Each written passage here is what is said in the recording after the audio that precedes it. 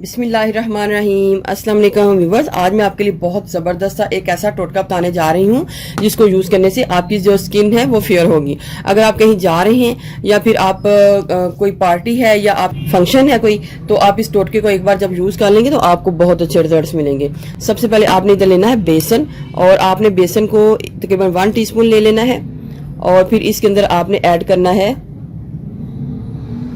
या तो आपने फेयर एंड लवली को ऐड करना है या फिर आपने ये जो उपटन है उसको ऐड करना है। अगर आपके पास ये 7 हर्बल उपटन है तो आप इसको ऐड कर सकते हैं, लेकिन अगर नहीं है तो आपने फेयर एंड लवली को ऐड कर लेना है। कोई भी चीज़ आपके घर में जो है आप उसको यूज़ कर सकते हैं।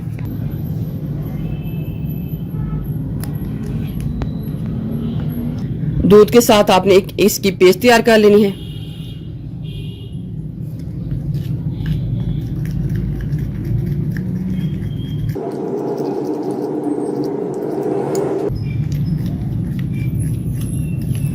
बहुत ही बेहतरीन किस्म का हमारा ये मास्क तैयार होगा। इसके अंदर आप मेहरून निसा का जो वाइटनिंग पाउडर है वो भी ले सकते हैं। अगर आपके पास ये नहीं है तो वाइटनिंग कैप्सूल को भी ऐड कर सकते हैं। ये पाउडर पूरे पाकिस्तान में दस्तयाब है, आप इसको कहीं किसी जगह से भी परचेज कर सकते हैं।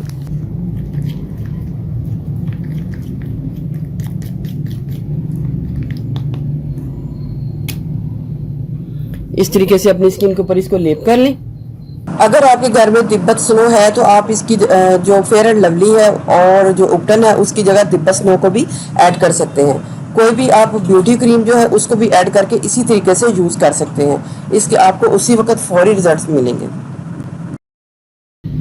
और 15 से 20 मिनट बाद नॉर्मल पानी के साथ धो लें तो आपका जो चेहरा है वो खिला खिला और बेदाग हो जाएगा। बहुत अच्छे, बहुत कमाल के रिजल्ट्स मिलेंगे आपको। आप कहीं जा रहे हैं तो इस को एक बार जब यूज़ कर लेंगे तो आपको बहुत अच्छे रिजल्ट्स मिलेंगे।